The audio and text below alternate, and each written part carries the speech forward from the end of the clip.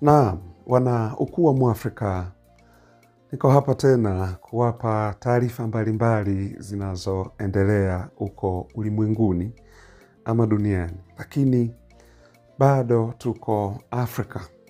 Na Afrika kwenyewe basi ni Afrika Mashariki katika taifa la Kongo, hususan mashariki mwa Kongo ambako vita bado vinaendelea. Na wazalendo bado wanaendelea pia na wao kuifanya kazi yao vizuri sana chini ya General Amuri William Yakutumba, ambaye ameendelea kweli kweli na yeye kufanya hawa waasi basi wasikae kwa amani kwa sababu sasa ya mambo yanayoendelea. Mimi na wewe na mwingine pia tungependa kuwe na amani tangu jana, lakini amani hiyo haipo kwa sababu sijui ni nini. Ni Kongo ina matatizo gani sielewi. Ni utajiri wa Kongo hata hatujui. Lakini hiyo ndio sababu kubwa sana. Ukiona vita vingi vinavyoendelea Kongo ni kwa sababu ya utajiri wa taifa la Kongo, kwa sababu ni tajiri kwa madini, jambo ambalo sasa mataifa makubwa haya imperialism hizi tunaita, ni wamefanya sasa Kongo kama ni uwanja wa vita, ni ground battle, kwa ajili ya wao waendelee kuneemeka na utajiri wa Kongo, kwa sababu hawa ni watu wanaoishi kwa kunywa damu za watu. Naweza kusema ni watu wanaoishi kwa mambo yanayoendelea au mwagikaji wa damu. Hawana shida wao. Nyinyi waneni mnavyoweza kuona, lakini wao waishi raha mustarehe. Alafu baadaye wana act kama wanawaletea msaada wa kijeshi, na mwisho wa siku msaada huo sio msaada kweli. Lakini mnaouana ni nyinyi wa Afrika kwa wa Afrika, mambo ambayo wazungu walishaachaga kuuana. Ndio maana uwezo kasikia sijui taifa gani huko Ulaya wazungu wanauana wenyewe kwa wenyewe. Uwezo kasikia vitu vya namna hiyo. Lakini haya yote tunakuja kuyaona au kuya-experience huku Afrika, na hususan kwenye mataifa kama taifa la Kongo, na hasa Kongo Mashariki ambako ndiko kuna utajiri mkubwa sana wa madini aina mbalimbali, na waasi pale wako pale. Lakini Kongo hii pia inasumbuliwa na makundi mbalimbali ya tunaweza kusema ya kigaidi, yes. Kwa sababu makundi ya waasi yanayofanya vitendo vya kigaidi, mwisho wa siku yanakuwa ni makundi ya kigaidi haya. Kwa hiyo iko hivyo. Sasa nataka nikupe taarifa ambayo ni ya ndani sana, ambayo pia hata vyombo vya habari havikuruhusiwa, ama waandishi wa habari hawakuruhusiwa ndani ya taifa la Kongo. Na usiniulize wewe umezitoa wapi, wewe nisikilize na utanielewa, kwa sababu sisi waga tunaongea alafu mwisho wa siku yanakuja kutokea huko, kama ambavyo tumekuwa tukifanya hivyo, kwa sababu tunaelewa haya mambo na tunaelewa siasa, namna zinavyoenda hizi siasa za dunia.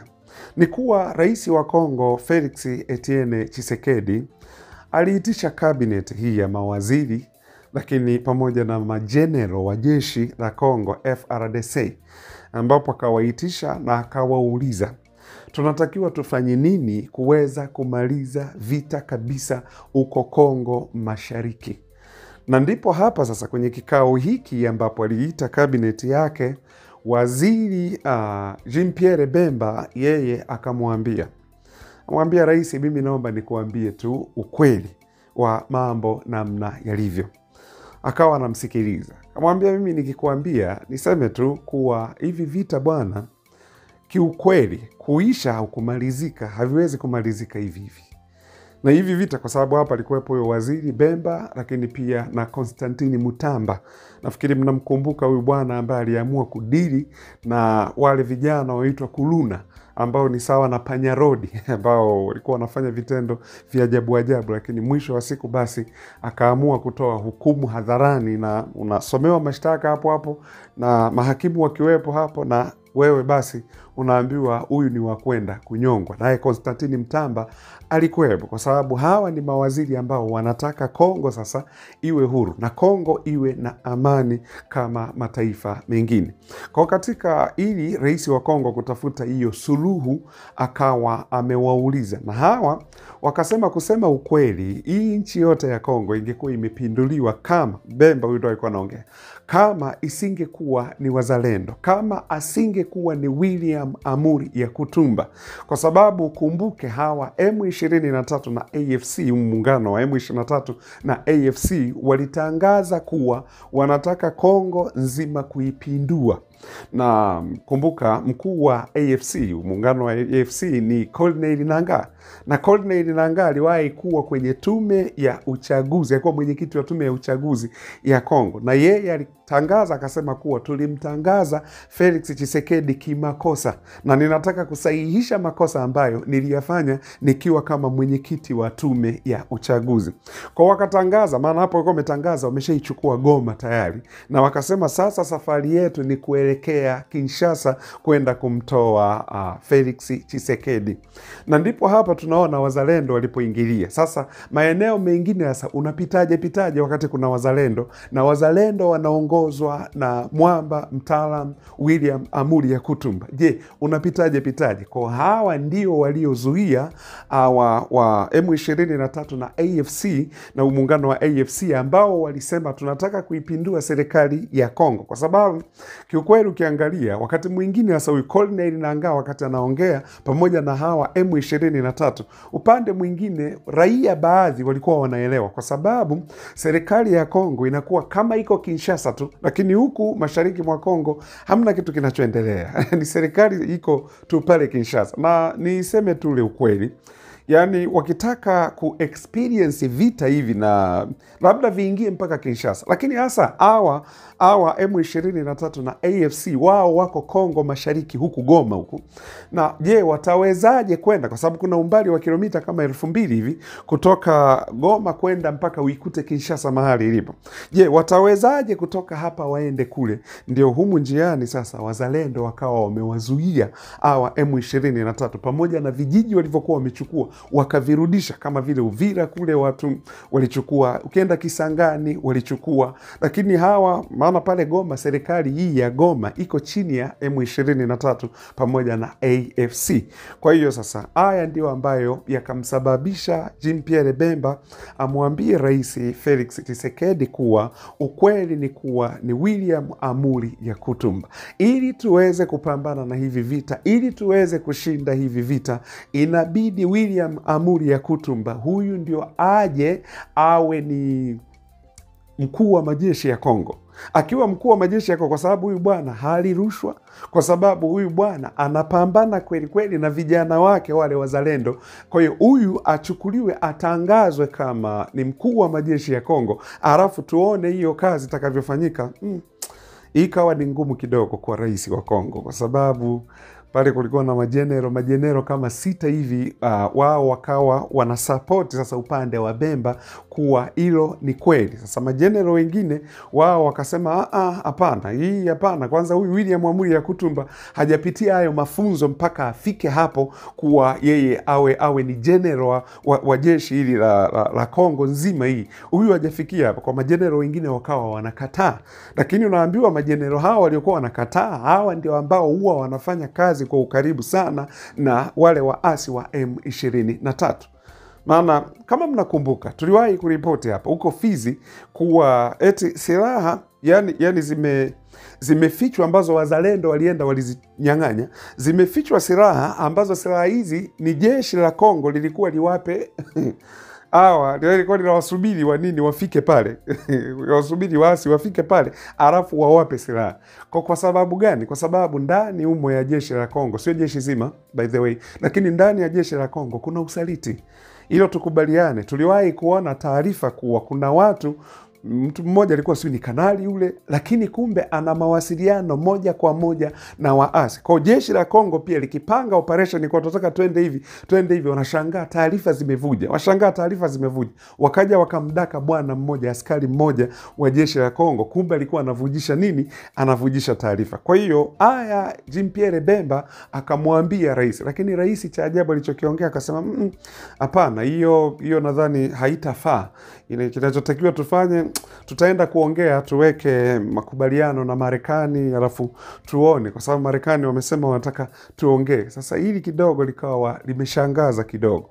Unaambiwa kikao kilipoisha pale, bado walimfuata nyumbani, wakamwambia Mheshimiwa Rais, tafadhali hebu jaribu kulifikiria hili, kwa sababu Kongo mahali ilipo inahitaji ukombozi wa kweli. Sio tena kukaa mezani na kujadiliana. Kukaa mezani hakutaweza kurudisha maisha ya waliopoteza maisha. Kukaa mezani hakutaweza kuleta amani, kwa sababu vikao vingi vimefanyika lakini amani hiyo hamna. Kwa tunaomba Rais Mheshimiwa ulifikirie vizuri, lakini bado akasema hapana, mimi tuna mazungumzo na Marekani, lakini mazungumzo haya pia yataihusisha Rwanda na hawa waasi wa M23. Kwa hiyo wakawa wameondoka kwa namna hiyo. Kwa hiyo sasa kwa za chini chini hatujui, lolote linaweza likatokea. Nafikiri niishie hapo tu. Nikikwambia lolote linaweza likatokea, nataka niishie hapo tu, nisiendelee mbali zaidi, kwa sababu ya taarifa zingine zitakiwa ziwe bado ziko chini ya mpaka hapo zitakapokuja kutolewa zaidi. Kwa mimi nikupa tu ile ya juu juu, lakini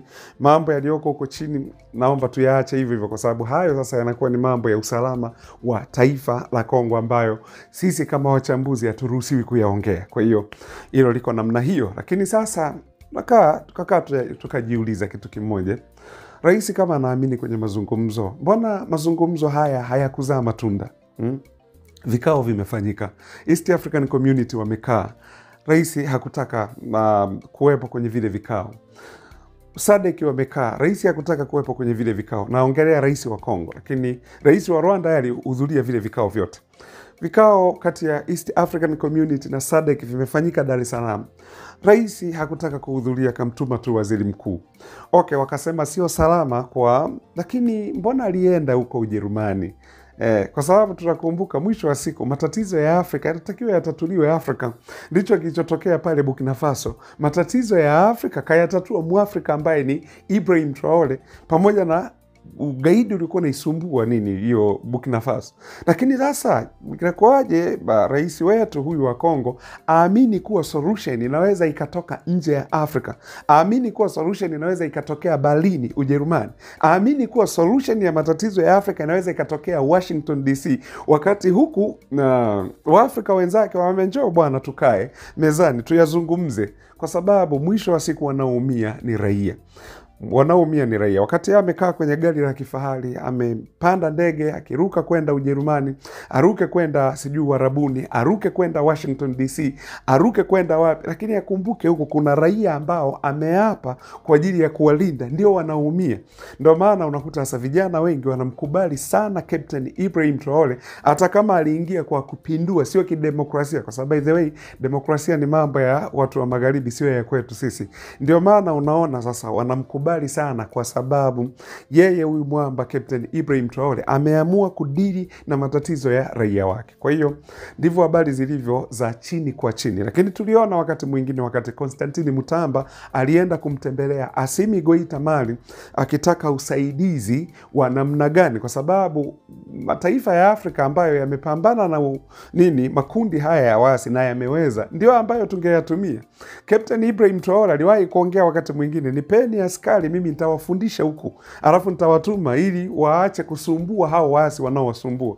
Lakini wapi, rais anaamini zaidi kwenye suluhu ambayo inaweza ikapatikana Marekani na sio Afrika. Waafrika wenzake wamemwita, vikao vimefanyika mpaka AU, hajataka kwenda kwenye hivyo vikao, akisema sio salama, na madai yake alikuwa anasema siwezi kukaa meza moja na mtu ambaye ndo anaisababisha Kongo inakuwa hivi, yani akimmesha ni Paul Kagame. Lakini mbona Uarabuni ameenda amekaa naye? Mbona Angola walienda walikaa wote? Haya, juzi hapa kulikuwa na mkutano wa Ivory Coast, wamekaa pamoja. Yani inakuwaje? Tunaletaje siasa kwenye maisha ya watu? Okay, iko hivyo ndugu zangu, asanteni sana.